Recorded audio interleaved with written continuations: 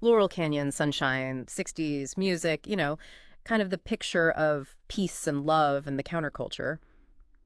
But looking at this material that you send over, I'm seeing like a darker side to this story. It's a lot more complicated. We've got drugs, some pretty questionable characters, violence. Yeah, and there are a lot of tragic events too. Makes you wonder, was this all just like a series of really unfortunate coincidences, or was there like some more orchestrated, maybe even sinister stuff going on? Right, and the source material we're looking at today, it really digs into this. It's a book that basically lays out a lot of documented facts. And what's interesting is it's using mainstream sources, but it's like when you put all these pieces together, you start to see these connections that are pretty surprising, even disturbing. Exactly. It's not about presenting wild theories or anything. It's more like, look at all these pieces. They're out Yeah. there. But when you arrange them in a certain way, a picture emerges that's a lot different than, the kind of sunny nostalgia that we often associate with the Laurel Canyon scene. It's not just what happened, it's how it happened. Right. Okay, so um, let's jump right in with something that really stood out to me. The military and intelligence connections to a lot of these musicians. It's a lot more than you might think. Yeah, it really is. When you start to go through the backgrounds of some of these key players in the Laurel Canyon scene, it's pretty striking how many of them have ties to the military or intelligence communities. Like Stephen Stills, right. I Yeah. mean, everybody knows Buffalo Springfield, CSNY. But what I didn't know, and I'm sure a lot of people don't know, Hmm. is his family had a pretty strong military history. Yeah. And he spent his childhood bouncing around places like El Salvador, Costa Rica, and Panama. Yeah, and those are places with a history of, significant U.S. involvement, intervention, that kind of thing. And then there are these stories about Stills claiming to have been in Vietnam in the early 60s. Now, those stories have often been dismissed as, drug-fueled ramblings, but they make you wonder, don't they? Yeah, for sure. And it's not just Stills. Jackson Brown, another huge name from that scene, his father was involved in post-war reconstruction in Germany. Right. And our source points out that this kind of work often places people right in the middle of intelligence operations. The OSS, which was the precursor to the CIA. And Brown himself was actually born in a military hospital in Heidelberg. So it's like, okay, that's interesting. And Emmylou Harris? Country music legend, but her father was a career officer in the U.S. Marine Corps, and she grew up near the Harry Diamond Laboratories Woodbridge Research Facility. That's a major Army research and development place. Yeah, so it's not just a coincidence. It seems like there's something more going on here. Mm. Then you look behind the scenes, the producers and stuff. Paul Rothchild, a really big name, produced The Doors, Janis Joplin. Well, before he was a music guy, he was in the Army Intelligence Corps. What? Yeah, and not just any unit. This was a unit specifically focused on shaping public opinion.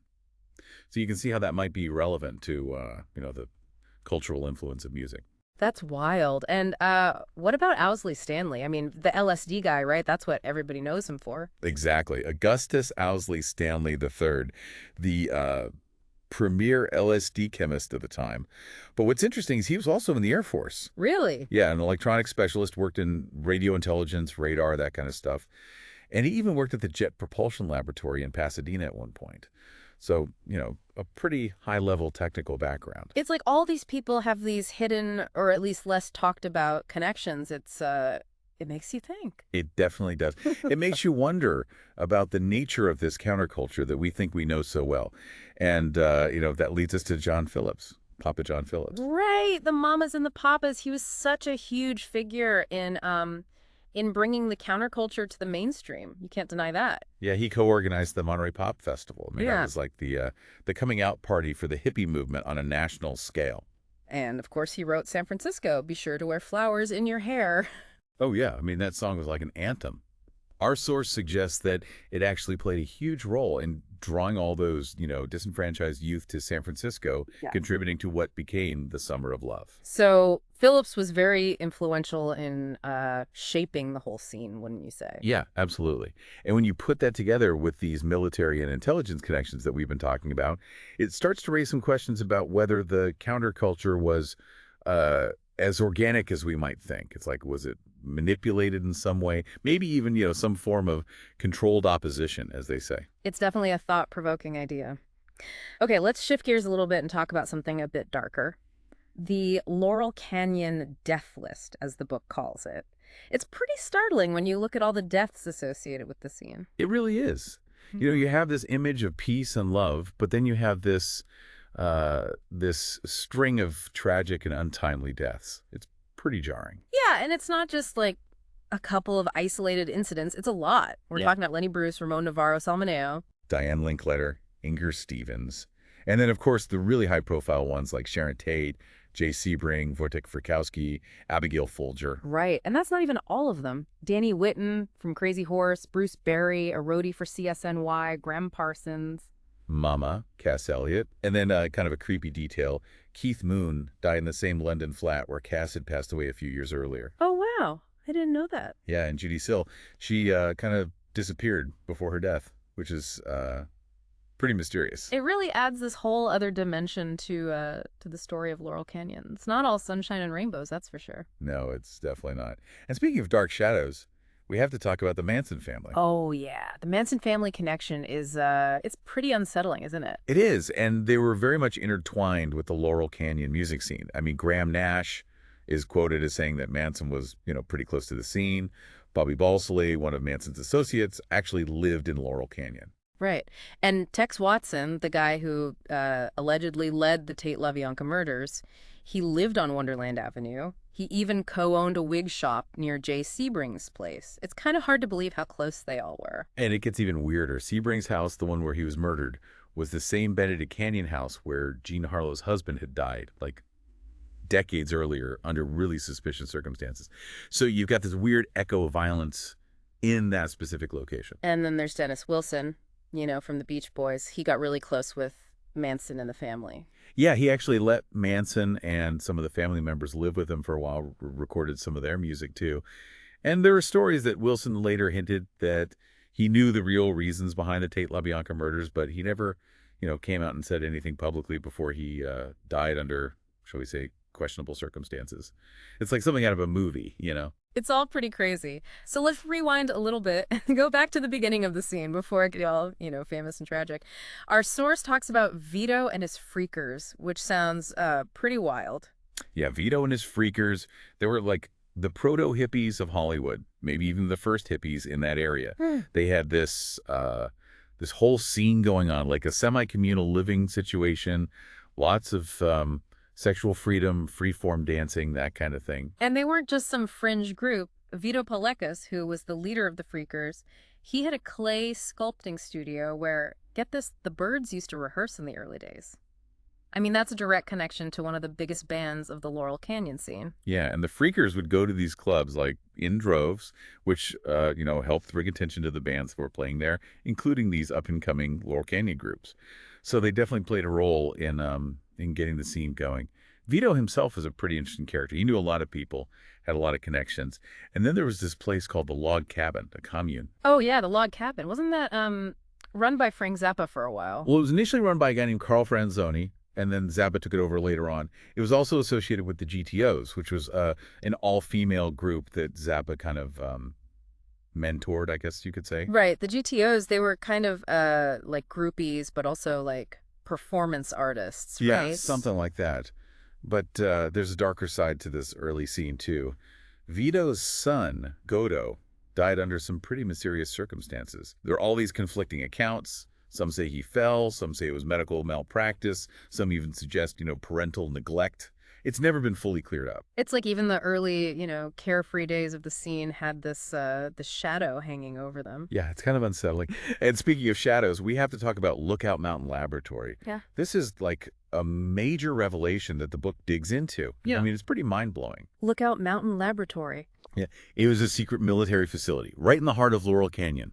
A covert operation. I mean, they had processing labs, editing suites, animation departments, film vaults, a helicopter pad, even a bomb shelter. Like, the whole works. And it was all hidden in plain sight. Wow, a secret military base in Laurel Canyon. That's crazy. What were they doing there? Well, officially, it was run by the Air Force, and they claimed that it was just for processing film footage of, atomic and nuclear bomb tests.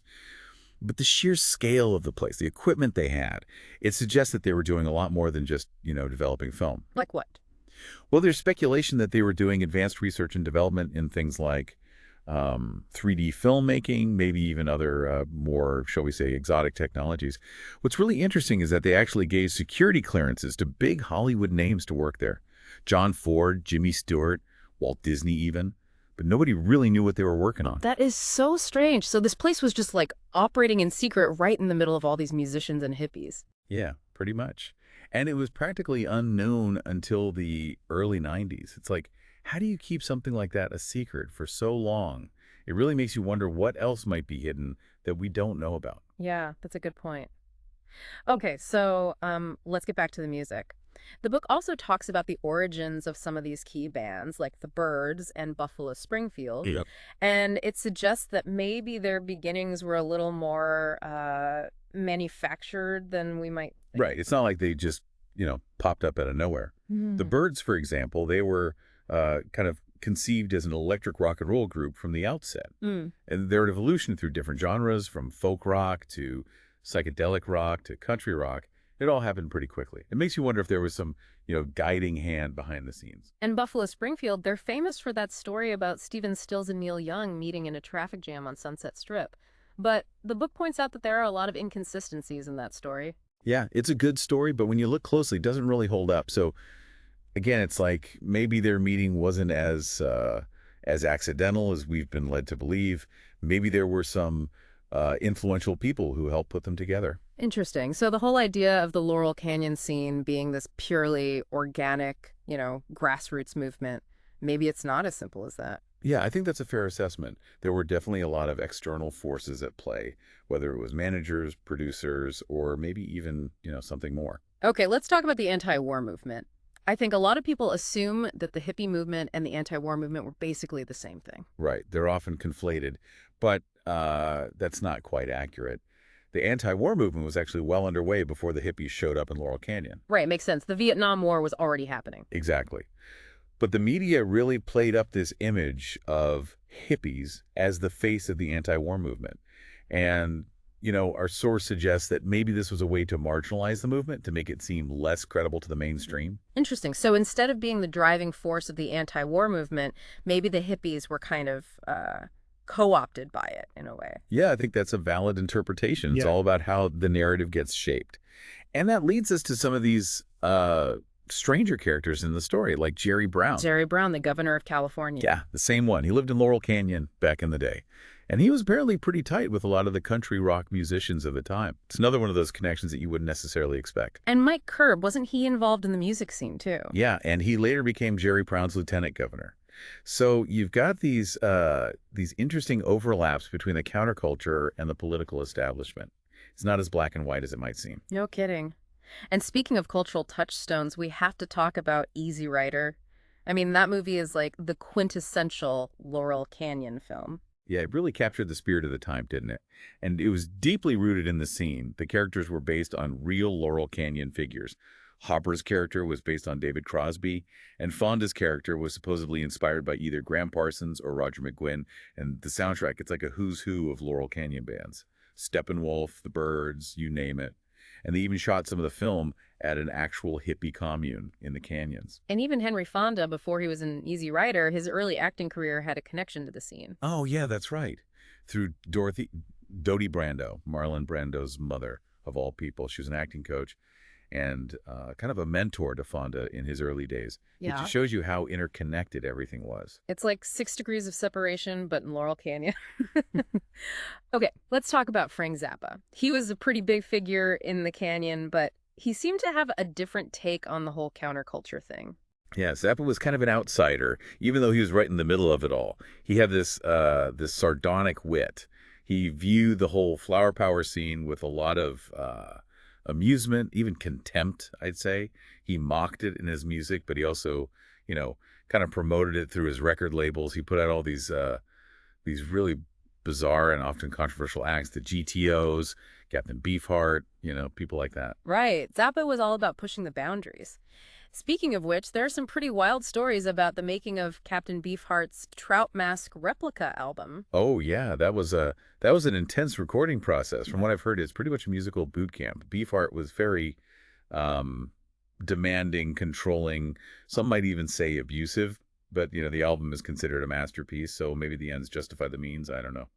It's a tough one. Yeah, I'm not sure about that, but it's definitely a fascinating story. And later in his career, Zappa got involved in some pretty unexpected stuff, like international licensing and even briefly the World Bank. Not exactly what you'd expect from a counterculture icon. No, not at all. But that was Zappa, always unpredictable, always doing his own thing. It's like he was kind of a walking contradiction, but in a brilliant way. So not everyone in Laurel Canyon fit the hippie mold, like Steppenwolf, for example. They were pretty closely associated with like the biker image, right? Yeah, because of Born to Be Wild, which was famously used in Easy Rider. But they actually had German roots. John Kay, the lead singer, his family had a pretty interesting story. They were forced to flee Germany during World War II, and they eventually ended up in Canada. No, I didn't know that. Yeah, so their background was very different from, the typical California surfer dude image. And the band's name, Steppenwolf, it comes from the Hermann Hesse novel, which has some occult themes, which is kind of interesting. Yeah, it is. And their music, even though they became associated with the biker thing, it was actually pretty diverse. They had like hard rock stuff, but also folk and blues influences. Right, they weren't just a one-trick pony. Yeah. But John Kay, he had a pretty strong personality. He was kind of controlling, and that led to a lot of tension within the band. There was a lot of turnover in the lineup. It's like every band has its internal drama, right? Yeah, I guess so. Yeah. Some more than others. And speaking of drama, we have to talk about Love, Arthur Lee's band. They had so much potential, but things went pretty sideways for them. Yeah, Love. They were one of those bands that like should have been huge, but something always seemed to get in the way. Yeah, Arthur Lee was a brilliant songwriter, but he was also very troubled. And they had some shady characters in their orbit, like Herb Cohen, their manager. There were stories about drug problems, financial mismanagement, all kinds of stuff. And their album covers, some of them featured these burned out houses in Laurel Canyon. It's like they were foreshadowing their own demise in a way. Yeah, it's kind of eerie. And Arthur Lee ended up in prison, right? Yeah, for a firearms charge. It's a sad story, really. So much talent, but so much self-destruction. It's a shame. Okay, what about the Beach Boys? They were already like super famous before the whole Laurel Canyon scene even started. They seem to be in a different world. Yeah, the Beach Boys were kind of the antithesis of the hippie counterculture. They had this clean-cut image. Their music was about surfing and cars and girls. But, their story is actually pretty dark, too. Murray Wilson, their dad and manager, he was a real piece of work, abusive, controlling the whole 9 yards. And it really messed up his sons, especially Brian Wilson, who was the musical genius behind the band. Brian had a lot of mental health struggles, drug problems. It's a classic tale of, the price of fame. It's always more complicated than it seems, isn't it? It really is. And even though they were kind of separate from the Laurel Canyon scene, they had connections to it. Dennis Wilson, the drummer, got involved with the Manson family. And they were friends with Danny Hutton, who went on to form Three Dog Night, which was a pretty successful band in the late 60s and early 70s. Right, Three Dog Night. They had a bunch of hits. Joy to the world, Mama told me not to come. All those. It's funny how all these threads connect. Yeah, it really is. It's like a big web. Okay, now for something completely different, the book goes off on this tangent about Harry Houdini. Seems kind of random, but I guess it ties into the whole, things are not what they seem vibe. Yeah, it's a little detour, but it's actually pretty fascinating. Houdini, he was a magician and escape artist, but he was also really interested in the occult. He spent a lot of time debunking spiritualists. And get this, he even ran his own spy ring. What? Houdini was a spy. Well, there's some evidence to suggest that he was involved in some kind of intelligence work. He was friends with William Melville, who was like a top spy for Scotland Yard and later for the British Secret Service. And Houdini traveled all over the world, so he was in a good position to, gather information. That's so cool. So he was like a real-life James Bond. Yeah, kind of.